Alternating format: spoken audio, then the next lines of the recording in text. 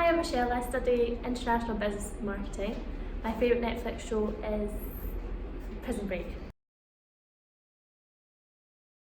Hey everyone, I'm Tiff and I study International Business Management and Marketing.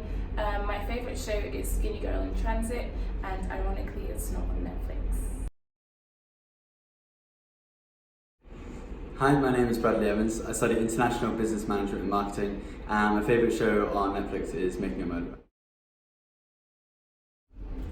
Hi, my name's Rebecca. I study International Business, and my favourite Netflix show is Gossip Girl. Hope you enjoy the video. Today, we'll be using several analytical tools to analyse Netflix and its video streaming services in the UK market, while also providing recommendations for strategic moves going forward. Netflix is an online streaming service that was founded in 1997 by Reed Hastings and Mark Randolph. Contrary to many people's knowledge, Netflix was originally a DVD rental company through physical stores or mail. In 1999, Netflix offered its first subscription package, overruling late or damaged fees. In 2007, Netflix identified a shift in media consumption and started to offer online services to its consumers. Originally, in the US, shortly followed by Canada, Netflix is currently available in 190 countries, excluding notable markets such as China and North Korea. In 2012, saw the introduction of original content, which was successful in pulling in more viewers and building their stance as a standalone production company. The OTT and cloud streaming market is now fairly saturated with competition coming from large cable companies or other online services such as Amazon Prime, Hulu Plus, or even YouTube Red. Therefore, it is paramount for Netflix to consistently analyse themselves and the market's environment to stay one strategic step ahead of its competition.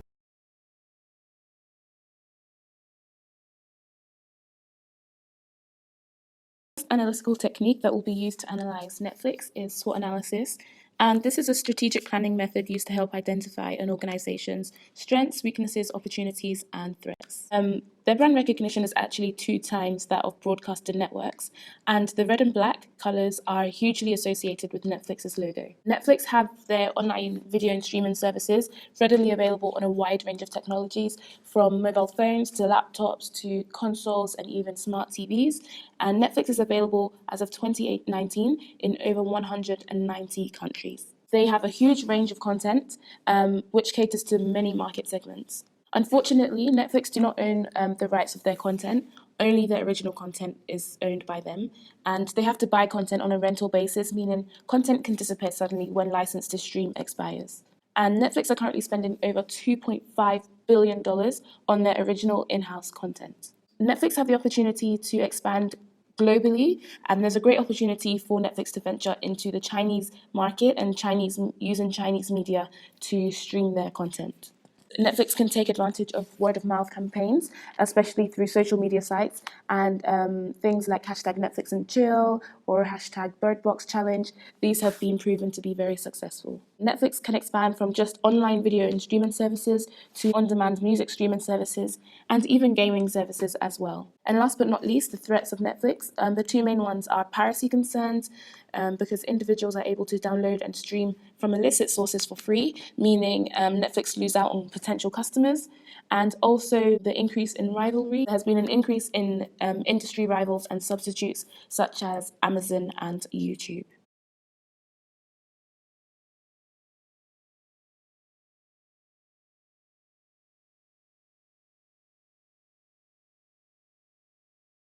The second analytical technique that will be used is PESTEC. PESTEC analysis describes a framework of external factors that can affect a company. Here, the most relevant factors affecting Netflix will be explained. Political factors. Restriction of content in certain countries. There are content restrictions in certain countries, for instance China, making it difficult to abide by certain laws in order to be granted permission. As it is one of the largest markets, operating in China would present Netflix with many opportunities to expand their customer base and contribute towards their international growth. Next, there is a 30% content law in EU. New EU laws have made it mandatory for on-demand video services to ensure 30% of their content is produced in Europe. The purpose of this legislation is to allow for better protection of minors against harmful content. This new law could mean delayed access to the newest shows or latest seasons of much-loved series for customers. Economical factors. Recently increased streaming prices. Each plan has increased by $1. With the prices slowly rising over the years, as well as quality shows and movies disappearing, customers are becoming more restless. Pirating issues.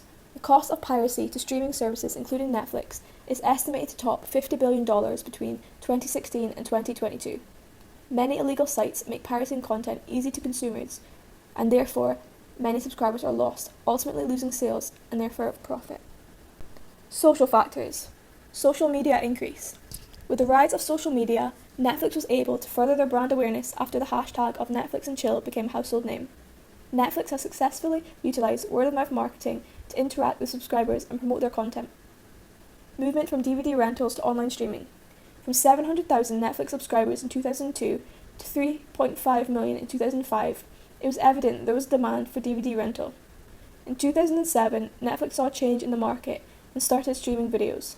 To date, Netflix remains the number one US streaming service. Technological factors. Growth of technology. Netflix uses a specific system allowing them to compress videos without losing any quality. This also reduces the amount of data required to watch the video so customers can get the quality content they expect. Rating system. Recently, Netflix changed their content voting system, so instead of rating a show or movie from a 5-star system, it is now a thumbs up or down system. The system attempts to improve personalization to consumers. However, many believe this does not align with their personal interests. Environmental factors. Use of wind power to offset its energy for cloud storage. In 2015, Netflix announced it would find a way in which the company could fully offset its carbon footprint. The wind power credits allow them to reduce the environmental impact. As well as this, all tech companies must pay an environmental bill by 2025. Access to data servers for streaming services puts huge pressure on the environment. Therefore, companies such as Netflix must pay part of a bill upwards of $11 trillion. Competitive factors. Netflix do not own content. Instead, they purchase the rights to shows and movies for a specific period, and therefore this takes away the exclusivity and poses as a competitive threat. As well as this, they have many competitors. These include Amazon Prime, Hulu, and HBO. The entertainment industry is quickly growing, and there is moderate customer loyalty. The biggest threat to Netflix currently is Disney, who announced the launch of their own streaming service and the removal of its films from Netflix by 2019.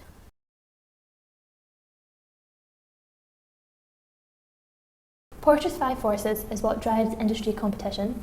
Therefore, this model helps visualise competition for profits in every industry. Bargaining, buyer power. Netflix has created this through the lack of switching costs, where consumers face minimal consequences for cancelling Netflix subscriptions.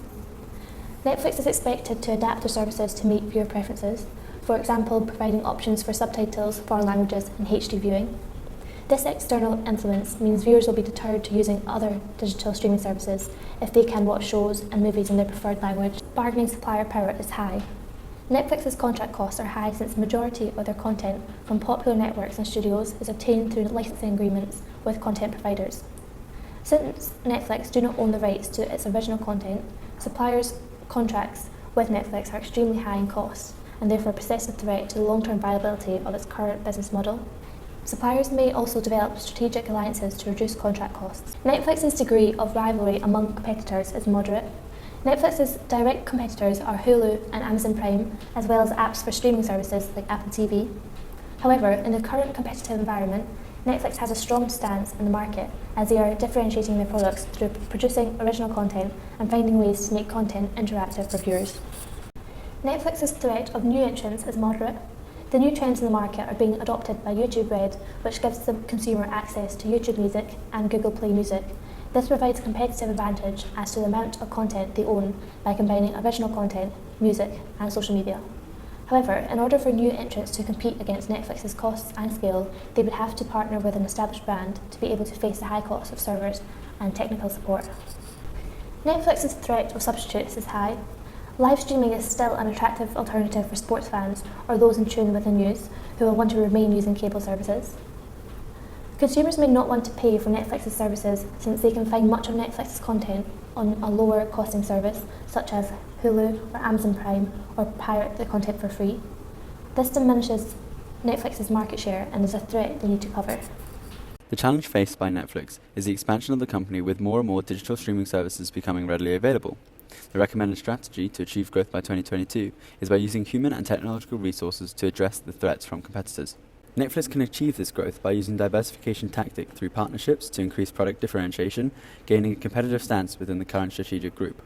Our analysis highlighted several factors creating and diminishing opportunities for growth. However, the following recommendation has been highlighted as having the largest impact and return.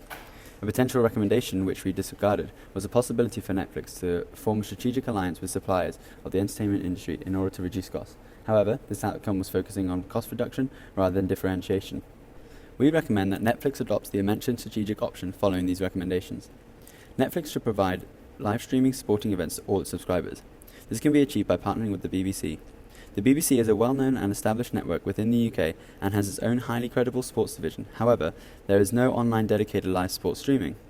The strategic move is possible as Netflix has a previous partnership with the BBC by displaying BBC's own content, The Bodyguard.